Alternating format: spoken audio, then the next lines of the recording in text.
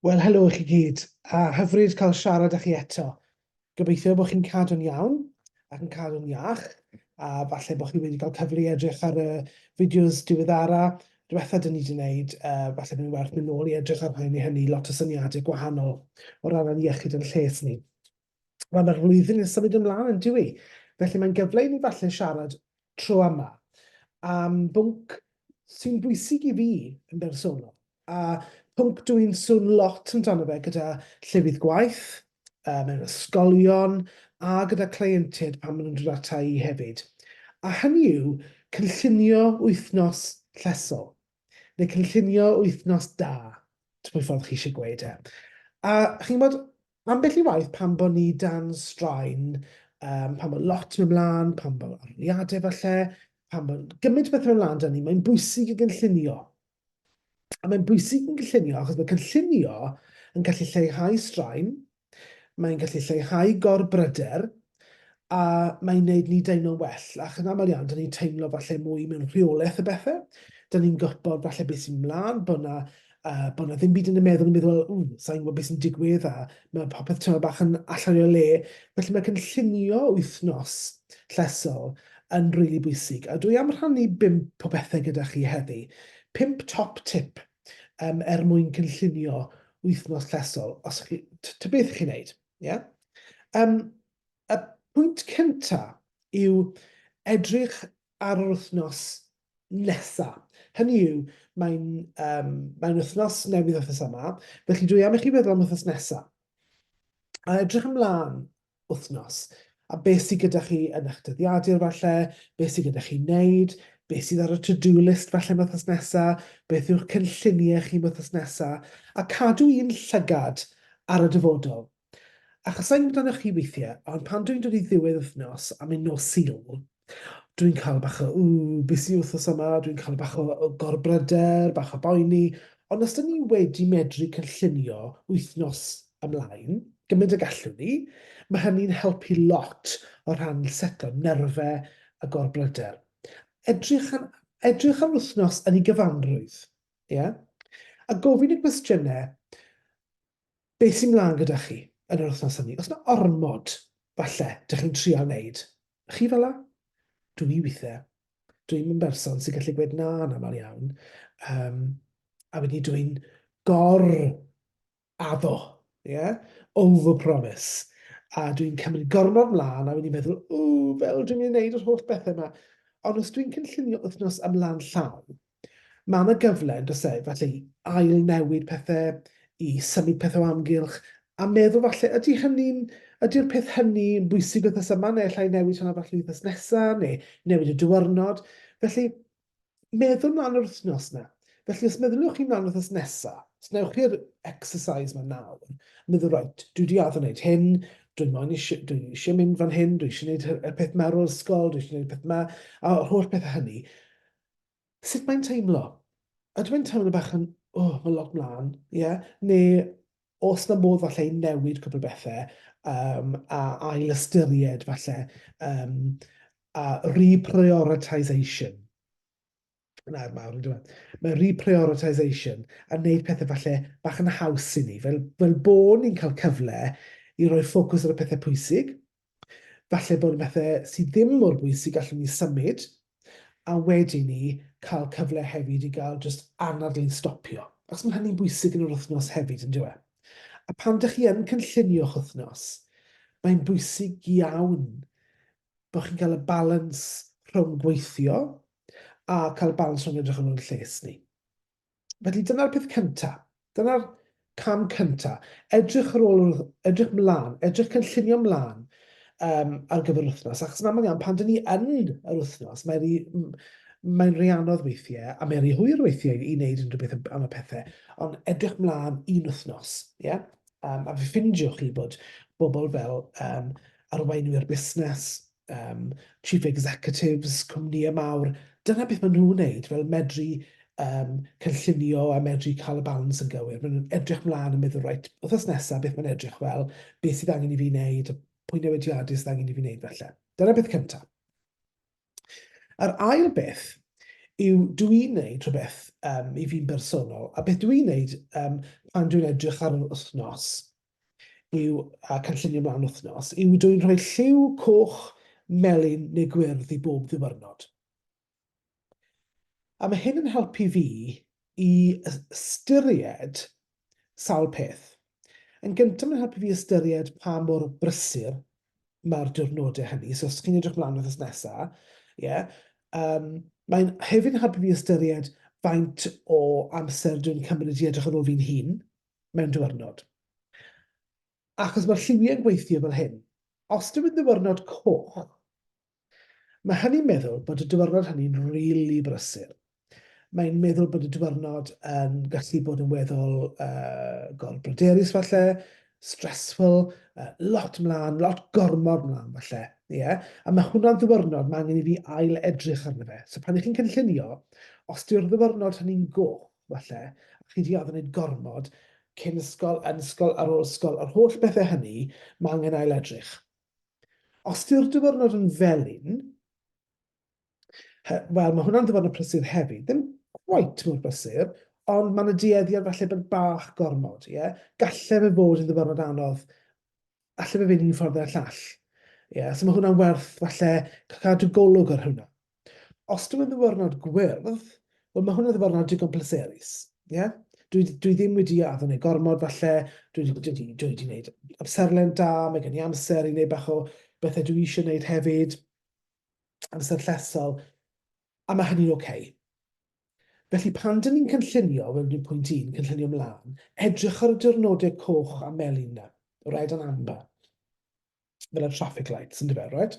So, edrych ar y diwrnodau coch a melyn na, a trial dod â nhw lawr, coch lawr i felyn a melyn i gwyrdd.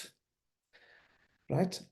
A os dyn ni'n neud hynny, dyn ni'n meddwl, right, dyn ni'n dod lawr ar coch na, dyn ni ddim yn cael diwrnodau sy'n ormodus o frysur ac yn stressful ac yn un bydd y llall. Okay? A mae hynny'n bwynt pwysig. Yr ail beth o fewn y coch, melyn, gwyrdd, yw os oes na ddiwrnod coch neu melyn yn yr wythnos, mae hwnna'n meddwl hefyd bod rhaid i fi ffindio ffordd i edrych ar ôl fi'n hun yn well. Achos os dwi'n cael diwrnodau prysur, lot mlaen, lot o adolygu i wneud falle, gwersi anodd ar y diwrnodau hynny, mae rhaid i fi ffitio mewn pethau sy'n mynd i helpu fi gyda'n iechyd meddwl. Helpu fi ymlacio, helpu fi di-stressio, helpu fi falle stopio tymach a cael breaks.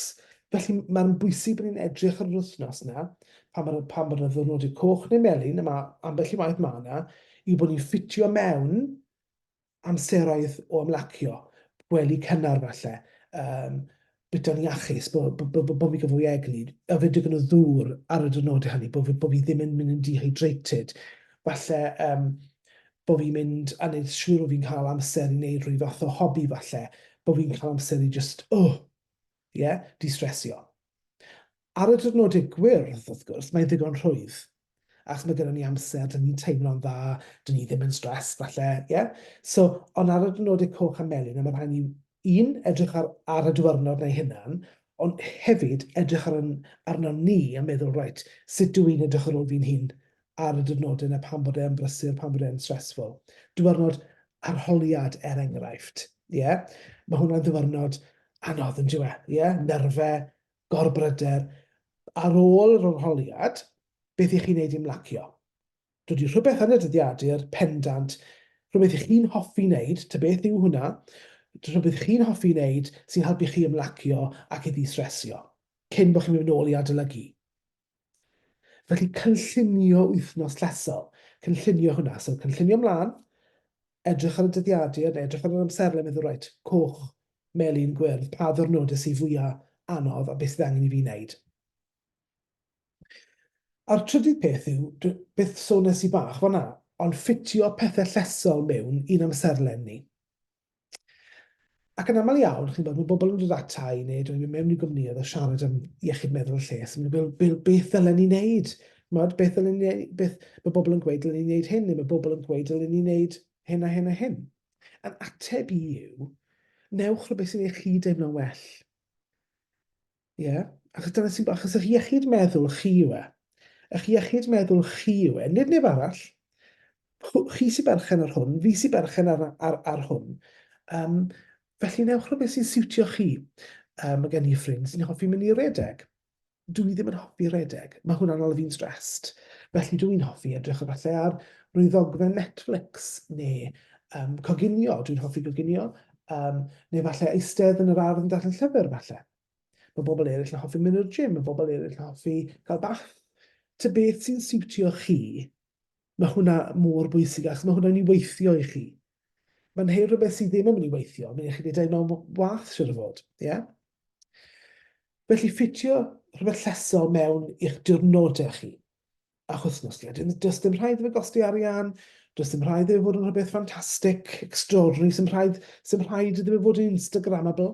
Yeah? Just rhywbeth sy'n ei chi deimlo yn hapus, llai stressed ac yn llonydd eich meddwl. Dyna sy'n bwysig. A os yw hwnna'n gweithio, briliant. Cadwch ato fe. A wedyn ni, symud mlaen falle i'r pedwerydd pwynt. Mae yna ddywediad yn dysau. All work and no play. Yeah? A mae hwnna'n ffitio mewn yn hyfryd, really, i'r sesiwn byr yma sydd gyda ni ar amserlenni a cynllunio. A all work and no play is no good. Okay? Achos mae'r ymennydd angen brec. Mae'r ymennydd angen amser i switch off. Mae'r ymennydd angen llonydd. Os chi'n meddwl am yr ymennydd, o'r foment ydych chi'n codi yn y bore, o'r foment ydych chi'n agor eich llyged yn y bore, i'r foment ydych chi'n mynd i gysgu yn y nos, mae'r ymennydd yn gweithio flat out. Os chi'n gwneud gwaith ysgol, os chi'n edrych ar deledu, os chi'n edrych ar ffoniau, os chi'n edrych ar Twitter, TikTok, os ydych chi'n siarad o'r rhywun, os ydych chi'n... Ta beth chi'n neud, mae'r ymennydd yn gweithio flat out. Dyn ni'n cael rhyw 70,000 o wahanol feddyliau bob dydd. 70,000 o wahanol bethau mynd trwy'n meddwl ni, ar gyfartaledd, rai ni fwy, rai llai. Ond mae hwnna'n amazing, yn diwy. Yr holl bethau mynd trwy'n meddwl ni. Felly mae angen gorffwys ar yr hyn ymennydd yna. Felly mae ffitio pethau mewn i'r amserlen nes i helpu ni orffwys a cael llonydd yn bwysig. Ffitio mewn i'r amserlen cwsg da, os oes yna ddiwrnod prysur gyda chi, newch siŵr bod chi'n mynd i gwely falle'n gynt yn osydd cyn ni. Allwch chi ddim dal land y cwsg, mae rhaid ni amserlenni hynny. Cael amser jyst i gael tawelwch. Sa'n gwybod amdano chi, ond mae'n hyn fyd really, mae'n hyn fyd really prysur yn diwy. Yeah? Lot o sŵn yn yr hyn fyd yma, a dyn ni'n cael yn tynnu o un ffordd i'r llall trwy'r amser. Felly mae cael momentio dywelwch yn bwysig. Cael moment lle chi jyst gallu gweud, yeah, dywelwch, jyst bach o amser, jyst i gael saib, cyn bod ni'n dechrau rhywbeth arall eto. Os chi'n meddwl am engine car, os chi'n gyrru'n hir, mae'r car yn gallu gordwymo yn overheating, yn dweud, felly mae angen troi'r engine off. Yeah? A mae'r un peth i'r ymennydd, yn wedig drwy gyfnodau lle ydych chi'n brysur yn adolygu falle, cyfnodau aroliadau, cyfnodau prysur yn lot o waith cartre, a'r holl bethau hynny, mae angen gorffwys. Os dyn ni'n cael gorffwys, y gwirionedd yw, dyn ni'n gweithio'n well. Achos dyw'r ymennydd ddim wedi blino cymaint. Dwi'n sôn lot, fi'n credu wnaethon ni sôn mewn webinar blaenorol am y Pomodoro effect, os gofiwch chi, os chi wedi gweld hwnna, falle edrych nôl. A mae'r Pomodoro technique yn sôn am gweithio am 100 awr, 40 munud, a cymryd 10 munud bric, fel bod yr ymennydd wedi cael llonydd, a mynd nôl ato fe to, wedyn nôl a wneud y fel yna. So mae hwnna'n falle rhywbeth i feddwl am wrth gynllunio eich wythnos chi, wrth amserlenni ar gyfer cyfnodau prysur, i wneud chunks bach prysur, gweithio'n galed yn 40 munud falle, a cael rhyw 10 munud wedyn ni jyst eisiau nôl meddwl right. Falle gyda falle mynd am dro, neu ty beth. Yeah? Okay. A'r pumed peth dwi am sôn am bore yma yw y pwysigrwydd na o gynllunio. Beth sydd ar y dechrau? Mae pwysigrwydd cynllunio yn bod yn rili bwysig, achos fel rhywun sy'n dioddau gorbryder, mae cynllunio yn helpu fi i leihau gorbryder. Achos mae'n rhoi strwythur i fi. Mae'n rhoi ffiniau, boundaries, sy'n rili bwysig. Chi'n gwybod os oes yna ddyfyrnod â chi lle chi'n meddwl, reit, o ie, does dim cynllun i fi, ond na fi bach o waith nes ymlaen, falle. Na fi waith bach am 1 o'r gloch pan hawl yma. Mae'n 1 o'r gloch yn dod o, falle na fi fy ddau, a mae 2 yn dod, a mae'r ddyfyrnod wedi mynd. Felly mae cynllunio a cynllun sy'n siwtio chi yn rili bwysig.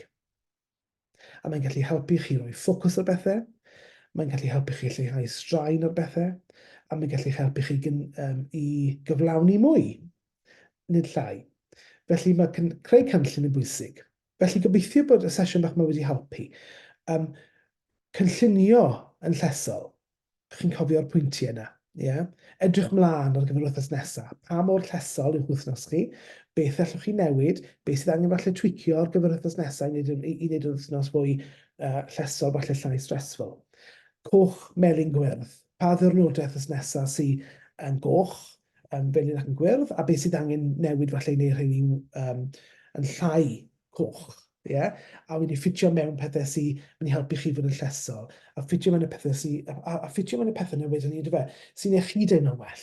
Pidwch poeni am neb arall, beth mae bobl eraill yn gwneud, pidwch poeni am hynny,